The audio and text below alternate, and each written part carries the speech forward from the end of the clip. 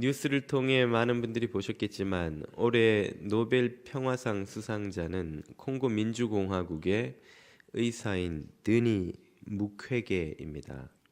이름이 좀 어렵죠. 드니 무퀘게. 63세의 그는 일생을 콩고 내란 중에 이 무장 반란군에게 희생당한 여자들, 성폭행당하고 또 신체를 훼손당한 여자들을 치료하고 또 회복 수술을 하는 데에 투신하고 또 반전 평화 운동가로 헌신했던 인물입니다. 우리에게는 처음 알려졌지만 이미 전 세계적인 권위를 인정받는 반전 또 인권 평화에 관련된 상을 20여 가지나 수상한 인물입니다. 오순절 교회 목사의 아들로 태어난 그는 처음에는 서학과로 의료 생활을 시작했습니다마는 이 내전 중에 수많은 여인들이 희생당하는 것을 보면서 결심한 바가 있어서 늦게 프랑스로 건너가 산부인과 공부를 다시 합니다. 그리고 귀국하여서는 부카브라는 지역에 판지 병원을 설립하고 그곳에서 이 내전의 가장 큰 희생자인 이 여자들을 치료하고 또 수술을 통해 훼손된 신체를 회복시키고 하는 일에 투신하며 또 기독 선교 운동과 반전 평화 운동에 헌신합니다. 그는 이런 활동 때문에 반군들로부터 지속적인 살해 위협을 받았는데요.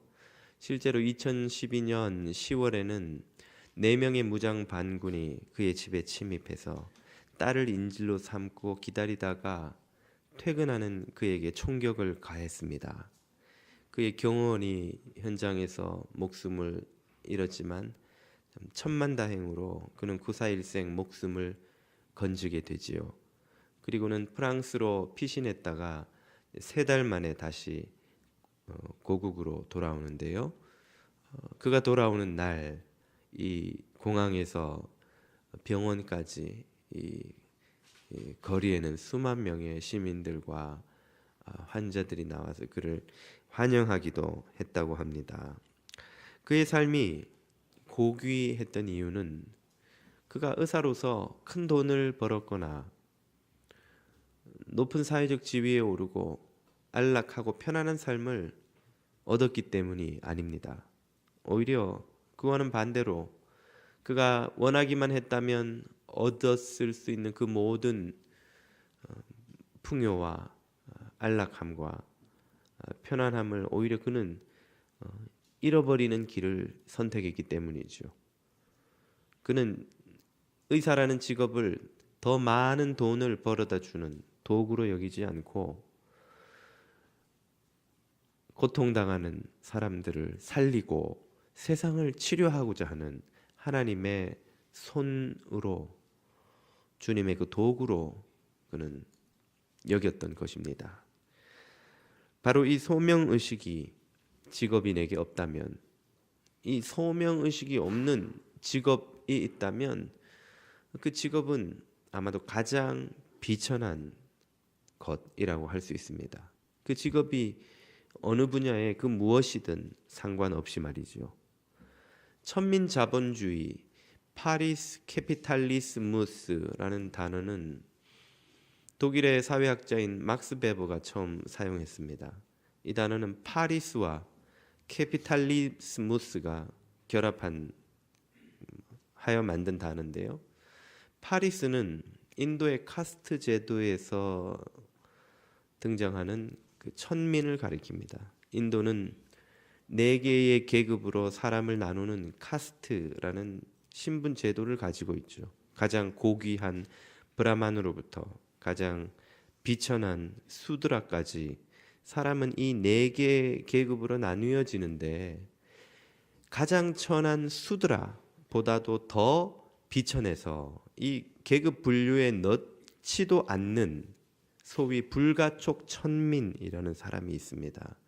접촉하는 것조차도 불결한 비천한 그런 부류의 사람인데 그들을 파리스라고 부릅니다. 이 파리스라 불리는 불가촉 천민들은 사람들과 접촉하지 못하도록 하기 위해서 해가 있어서 사람들이 활동하는 기간에는 절대로 집 밖으로 나오지 못하게 합니다. 만약에 나와서 활동하다가 사람들과 접촉할 일이 있으면 즉시 돌팔매질을 받고 심하면 목숨을 잃을 수도 있죠. 그들은 해가 진 후에 사람들이 잠든 시간에 집 밖으로 나와서 사람들이 가장 기피하는 온갖 오물을 처리하는 화장실 처리서부터 죽은 동물의 사체를 치우는 일부터 온갖 더럽고 추하고 힘든 일을 도맡아 하고는 해가 지기 전에 다시 집 안으로 들어가 집이라고 불릴 만한 것이 있다면 들어가 숨어 살아야 하는 이들이죠. 바로 그런 천민들을 가리키는 파리스라는 단어와 자본주의를 결합해서 막스 베버는 자본주의 중에 천민 자본주의가 있다는 거예요. 그것은 그가 세계적인 명저로 꼽히는 개신교 윤리와 자본주의라는 책에서 말하는 바인데요. 성도에게 있어서, 기독교인에게 있어서 직업은 돈을 벌기 위한 수단을 넘어서서 하나님이 주신 소명을 실천하기 위한 도구라는 말입니다. 소명 그 자체라는 말이죠. 만약에 이 소명이 제거된 아무런 소명의식이 없는 직업이 있다면, 즉 오로지 돈을 벌기 위한 도구로서의 직업이 있다면 그 직업이야말로 그것이 의사든 뭐든 아니면 또 다른 어떤 잡이든 상관없이 그것은 가장 천한 직업이요. 또 그런 사회가 있다면 그 사회 자본주의 시스템이야말로 가장 천박한 자본주의라는 뜻에서 그는 천민 자본주의라는 말을 쓰고 있는 것입니다. 그의 이런 통찰에 비추어 오늘 현실을 돌아보면 어떠합니까? 우리가 살아가는 사회에서는 무엇에 의해서 직업의 귀천이 결정되나요?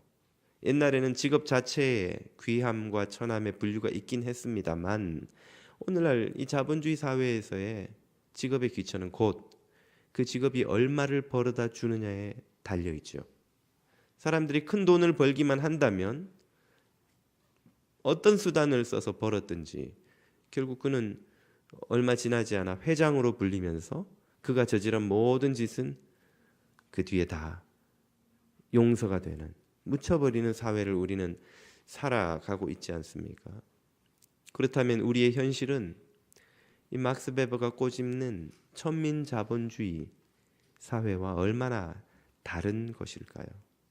세상에서는 얼마나 많은 돈을 벌어다 주느냐가 곧 직업의 귀천을 결정해 줍니다. 그러나 하나님 나라에서는 그렇지 않다는 사실을, 하나님 나라에서는 다른 기준으로 직업의 귀천이 결정된다는 사실을 예수님은 우리에게 가르쳐 주시죠.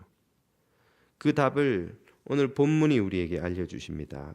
오늘 본문 말씀은 예수님이 십자가를 지시기 전에 제자들과 함께 가지신 최후의 만찬 자리를 소개합니다. 이곳에서 예수님이 하신 일이 바로 제자들의 발을 씻긴 세족식 사건인데요. 이 우리가 읽은 요한복음을 제외한 나머지 세 개의 공관복음을 보면 마태, 마가, 누가 이 복음을 보면 복음서를 보면 최후의 만찬 자리에서 가장 중요한 사건으로 소개하는 것이 바로 성만찬 사건입니다. 예수님이 몸을 찢기시고 피를 흘리심으로 인류의 죄를 구원하셨다는 기독교의 핵심 교리를 가르쳐주는 그 성만찬이야말로 최후의 만찬에서 벌어진 가장 중요한 사건이라고 모든 복음서들이 소개하는데 오늘 우리가 읽은 이 요한복음만 유독 그 자리에서 벌어진 사건으로 성만찬 대신 이 세족식 사건을 소개하고 있는 거예요. 이것은 무슨 의미일까요? 이 세족식 사건이 주는 교훈이 성만찬이 주는 교훈만큼이나 중요하다는 것입니다. 그 못지않게 어쩌면 더 중요할지도 모른다는 메시지를 우리에게 던져주고 있는 것이죠. 그렇다면 그 메시지는 무엇입니까? 예수님은 저녁 식사하시던 자리에서 갑자기 일어나셔서는 겉옷을 벗으시고 허리에 수건을 두르시고 대야에 물을 떠오셔서는 제자들의 발을 하나씩 씻기기 시작하셨습니다. 예수님의 그 행동이 제자들을 무척이나 놀랍고 당황스럽게 만들었죠. 왜냐하면 당신이 하시는 일은 당시 풍습에 의하면 가장 천한 일이면서 가장 천한 노예들이나 하는 일이었기 때문이죠. 주인과 그 손님들이 잔치를 벌이려 치면 잔치에 온 손님들을 그 집에 가장 천한 노예들이 나와서 물을 떠다가 발을 씻겨 주었던 것입니다. 요즘이야 구두를 신고 운동화를 신고 다니니 그저 발이 좀 땀이 나서 냄새 나는 것은 있겠으나 그렇게 불결하다고만 할 수는 없을 텐데요. 당신은 맨발로 아주 얇은 샌들만 신고 다녔습니다. 요즘처럼 포장된 길이 있는 것도 아닌 시대에 거리는 그냥 온갖 먼지와 동물들의 오물과 온갖 더러운 것들 천지였지요. 집안에서조차도 그 당시는 서민들은 집안에서 짐승을 함께 키우며 살았습니다. 그러니 얼마나 많은 오물들이 그 발에 묻으며 살았겠어요. 그런 발을 씻기는 것은 그러므로 당시 가장 비천한 존재인 노예들이나 하는 일이었죠. 그런 일을 지금 예수님이 일어나서 갑자기 시작하시니 제자들이 얼마나 당황을 했겠습니까? 그들의 반응을 베드로의 이런 말을 통해서 알 수 있습니다. 시몬 베드로의 차례에 예수님이 이르시니 베드로 발 닦을 차례가 되니까 이 말이죠. 베드로가 이르되 주여 도대체 왜 노예들이나 하는 이 비천한 일을 주께서 하십니까? 주께서 내 발을 씻으시나이까? 그리고 그는 극구 안 된다고 못 씻긴다고 반대를 하지요. 도대체 왜 이 비천한 일을 예수님이 하신 것일까요? 예수님은 그 이유를 뭐라고 말씀하십니까? 14절입니다. 내가 주와 또는 선생이 되어 너희들이 나를 주님이라고 부르고 또 선생님이라고 부르니 그런 내가 너희 발을 씻었으니 너희도 서로 발을 씻어주는 것이 옳으니라. 내가 너희에게 행한 것 같이 너희도 행하게 하려 하여 바로 이런 이유 때문에 내가 이 본을 보였노라.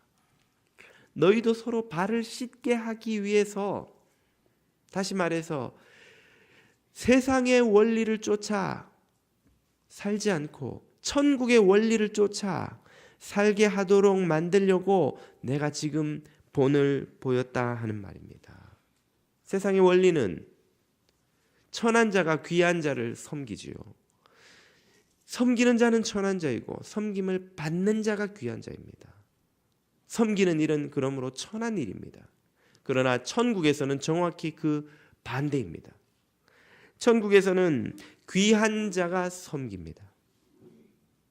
천한 자가 섬기지 않고 귀한 자가 섬기는 곳이 천국이고 섬김을 받는 자가 아니라 섬기는 자가 귀한 자입니다. 그러므로 천국에서는 섬김이 가장 귀한 일인 것이죠. 섬김은 천한 일이 아니라 가장 귀한 일입니다. 예수님은 귀천의 경계를 허무시고 그 귀함과 천함을 완전히 역전시키셨습니다. 그리고는 이 세상의 원리가 아닌 천국의 원리를 쫓아 살도록 제자들을 부르고 계신 것이죠.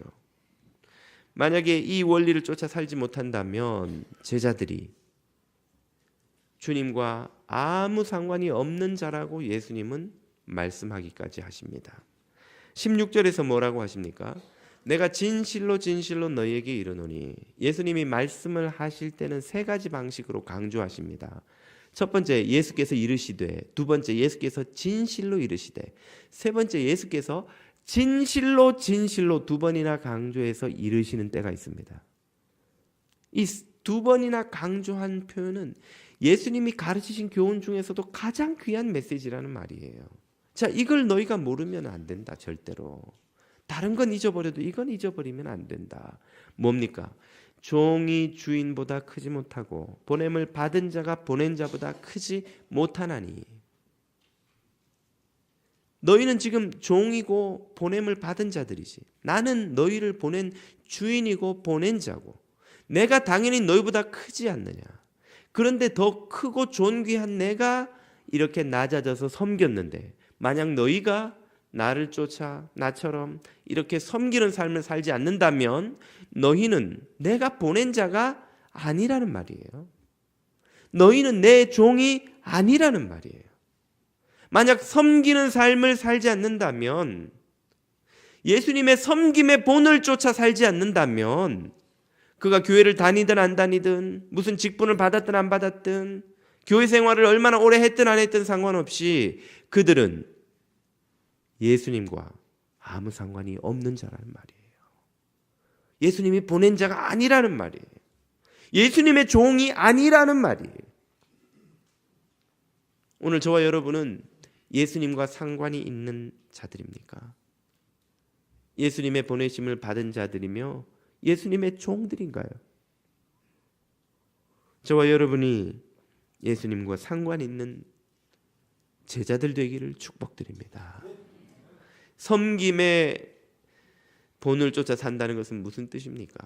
그 말은 당연히 우리가 더 높아지는 자리, 섬김을 받는 자리로 가려 하지 않고 낮아지는 자리, 섬기는 자리로 내려가야 한다는 뜻이죠. 교회는 섬김을 받으러 오는 곳이 아니라 섬김을 배우고 실천하러 오는 곳입니다. 안타까운 것은 오늘날 많은 한국 교회에 섬김을 받으러 온 고객님들이 가득하다는 것이죠.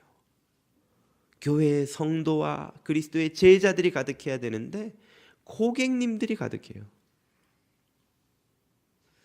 얼마 전에 구글에서 뉴저지 장로교회를 한번 검색해 보았더니 오클랜드 예배당도 나오고 팔팍 예배당도 나옵니다. 그런데 요즘엔 뭐 어디나 거기 구글에서 검색되는 곳에는 별표로 이 레이팅을 할 수 있습니다. 식당 가서 음식 맛이 좋았어요, 서비스가 좋았어요. 그럼 별 5개 만점에 뭐 5개를 주기도 하고 4개를 주기도 하고 그렇게 하듯이 교회도 그게 되더라고요. 그래서 레이팅이 쭉 돼 있는데 그 중에 별 하나를 주신 분이 계세요.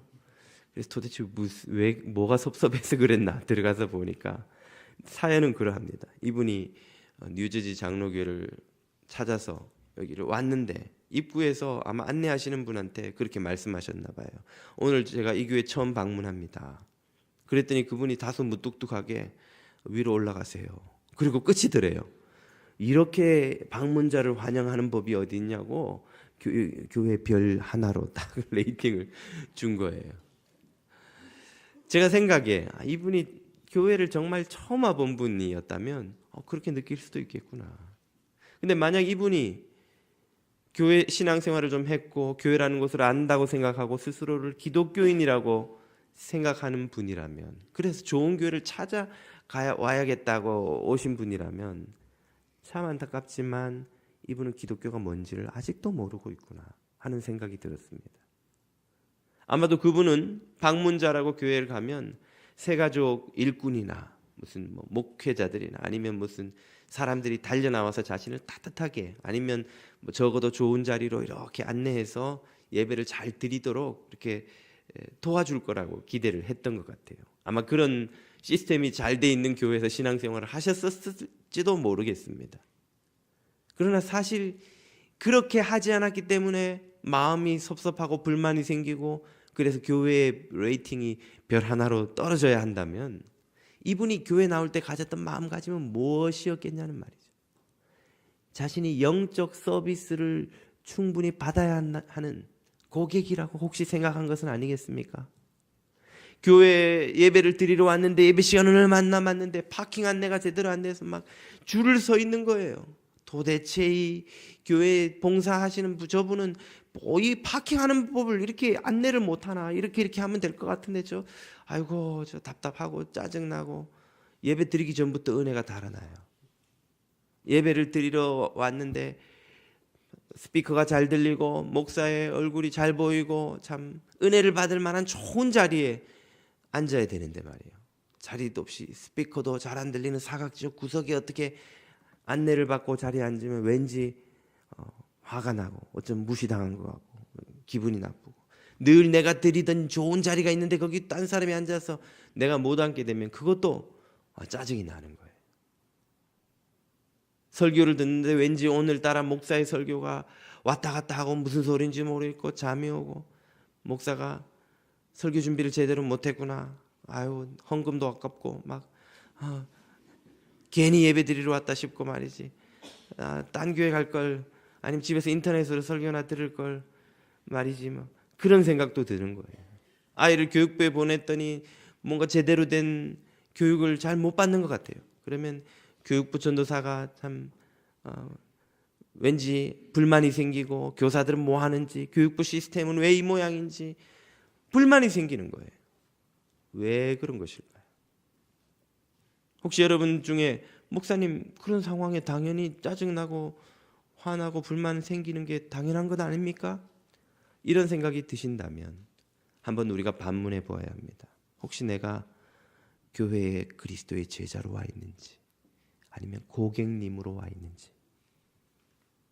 그리스도의 제자는 관점이 완전히 반대입니다. 파킹을 하려고 하는데 예배 시간은 다 돼가는데 차들이 줄을 서 있고 차가 안 빠지고 그럼 답답하고 짜증이 나죠.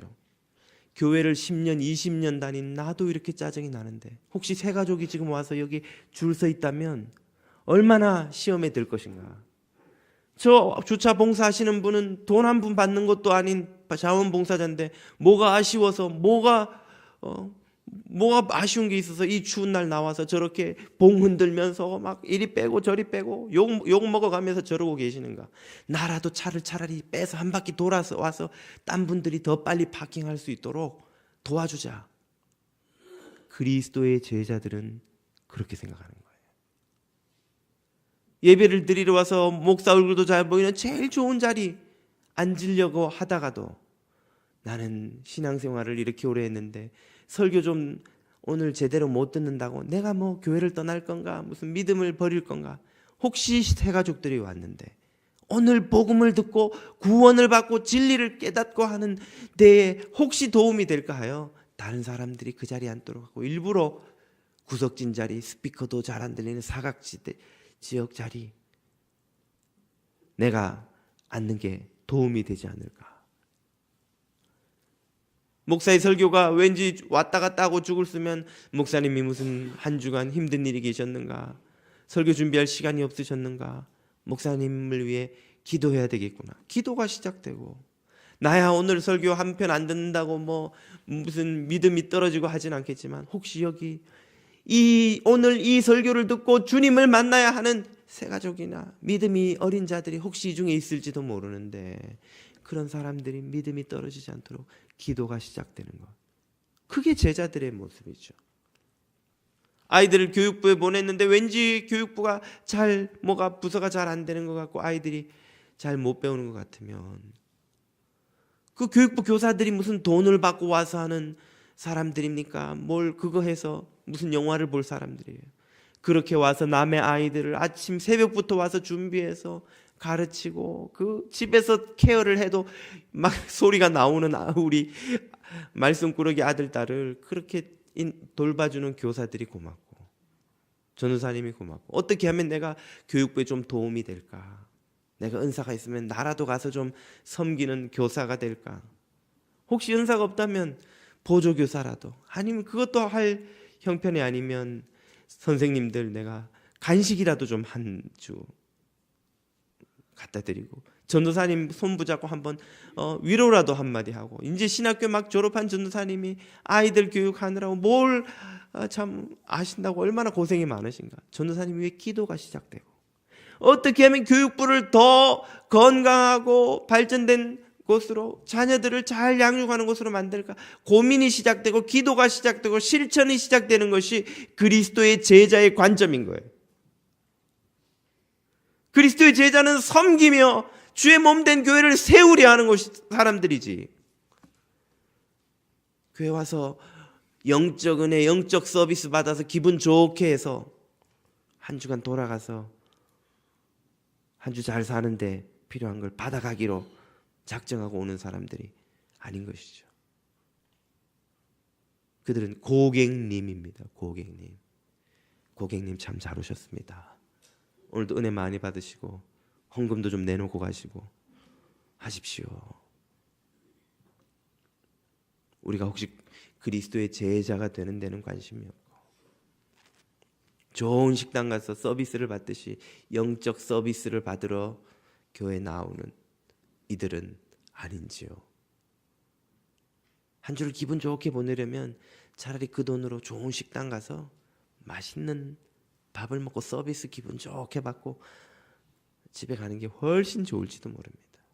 교회는 그리스도의 제자들이 주의 몸된 교회를 세우고 세상에 복음을 전하기 위해 하나님 나라를 섬기기 위해 나아오는 곳입니다.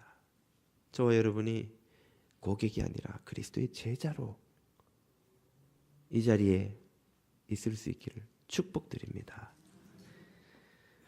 그리스도의 제자들은 직분을 대하는 태도도 다릅니다. 직분은 섬김으로의 부르심입니다. 주님이 우리에게 직분을 주신다는 건 지금보다 이전보다 더 섬기는 자리로 나오라고 부르시는 거예요.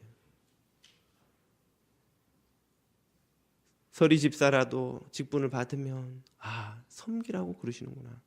안수 집사, 시무권사가 된다는 것은 더 섬기라고 부르시는 거구나.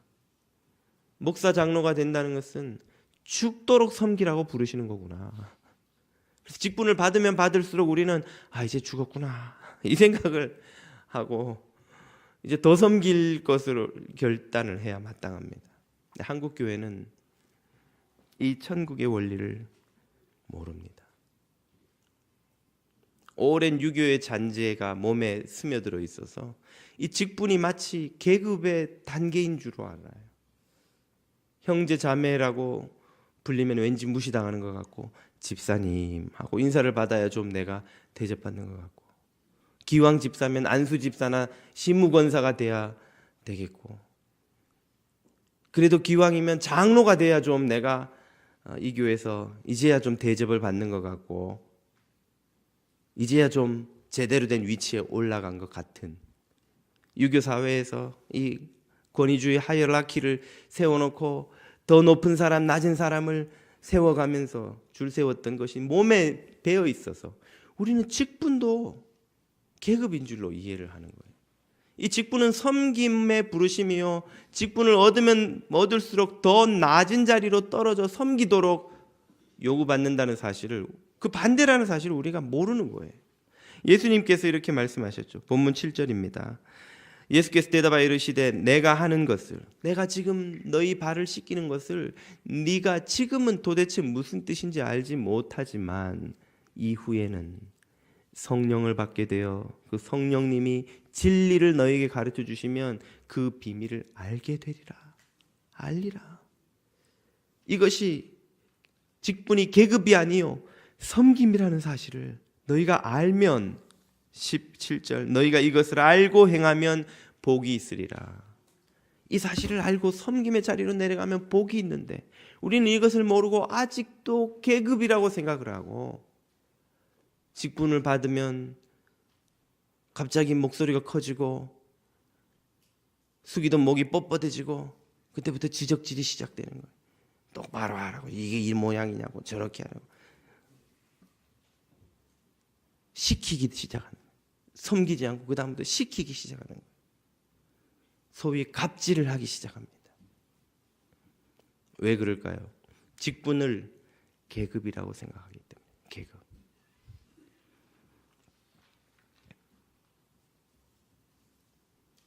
이런 일이 벌어지는 이유는 주님이 이미 말씀하신 바와 마찬가지입니다. 우리가 그리스도와 상관이 없는 자이기 때문이죠. 우리가 아직도 직분을 계급으로 이해하고 있다면 우리는 그리스도와 아무 상관이 없는 자입니다. 우리는 해외 선교를 하기 전에 교회 안에서 전도를 시작해야 돼요. 왜입니까? 예수를 모르는 교인들이 많기 때문입니다. 우리가 세상을 그리스도에게로 인도하기 전에 우리가 먼저 그리스도 앞으로 나가야 돼요. 우리는 아직도 주님이 가르치신 이 교훈을 모르고 있기 때문입니다. 이제는 성령으로 말미암아 우리 모두가 섬김의 자리로 부름을 받았다는 이 사실을 저와 여러분이 깨달을 수 있기를 축복드립니다. 그리스도의 제자에게 섬김의 자리로 부름받은 곳이 또 한 곳 있습니다. 그것은 바로 직업의 현장이죠. 세상의 모든 직업은 무엇에 의해서 평가를 받습니까? 얼마나 많은 돈을 벌어다 주느냐에 달린 것이죠. 그래서 얼마나 더 대접을 받을 수 있느냐에 따라서 그 직업이 귀한 것인지 천한 것인지가 결정이 됩니다. 그러나 하나님 나라의 원리는 정반대이지요. 얼마를 버느냐와 어떤 대접을 받느냐와 상관없이 하나님이 주신 소명으로서의 섬김의 도구로 그 직업을 이해하느냐 않느냐가 그 직업의 귀함과 천함을 결정하는 것입니다. 이민자들이 자녀에게 가장 기대하는 직업이 무엇입니까? 의사와 변호사라고 하더군요. 어느 교우께서 왜 의사와 변호사를 시키는 것이 좋은지를 그렇게 설명을 하시는 것을 들었습니다. 이 이민사회에서 소수민족의 자녀들이 1.5세, 2세 자녀들이 그래도 가장 차별받지 않고 실력만 있으면 성공할 수 있는 곳이 의사 혹은 변호사라는 거예요. 공부를 못해 그렇지 공부만 잘하면 다 의사 시키고 변호사 시키고 싶어 하는 것이 그래서 이민자들의 마음이라고 하시더군요. 이해가 안 가는 바가 아니고 어렵게 이민 생활하는 분들에게 참 그 소망이 얼마나 절실하게 느껴옵니까? 100% 이해가 가고도 남습니다만 그것이 그 직업을 선택하는 유일한 이유라면 안타깝게도 그것이 의사든 변호사든 아니면 혹은 그 어떤 잡이라 할지라도 그것은 가장 비천한 직업의 다름 아닌 것입니다. 그리스도인은 그것이 나에게 뭘 가져다 주느냐보다 더 중요한 직업 선택의 기준이 있습니다. 그것이 세상을 섬기는 주님의 부르심이냐 아니냐 하는 것이죠. 고통받는 자를, 억울한 자를, 보호받지 못한 자를 보호하고 돕고 치료하고 살리는 것이 소명인 것을 깨달은 사람들에게야 그것이 의사든 변호사든 혹은 다른 그 어떤 직업이든 비로소 귀한 것이 되는 것입니다. 주님의 부르심의 응답이라는 이 소명이 있느냐 없느냐가 우리 직업의 진짜 귀천을 정하는 것이죠. 많은 한인들이 네일샵이나 마사지샵 같은 비즈니스를 하십니다. 그런 비즈니스는 의사나 변호사만큼 귀하게 대접을 사실은 못 받죠. 의사 선생님, 변호사님이라고 스승사자를 덧붙여서 우리는 다 부릅니다만 네일샵 하시는 분들, 마사지샵을 매서 일하시는 분들을 우리는 뭐라고 부르나요? 제가 정확한 아는 바가 없습니다. 보통은 아저씨, 아주머니 혹은 아가씨 이렇게 부르지 않나요? 뭘 말해줍니까? 사회가 그 직업의 가치를 의사나 변호사만큼 인정해주지 않는다는 것이죠.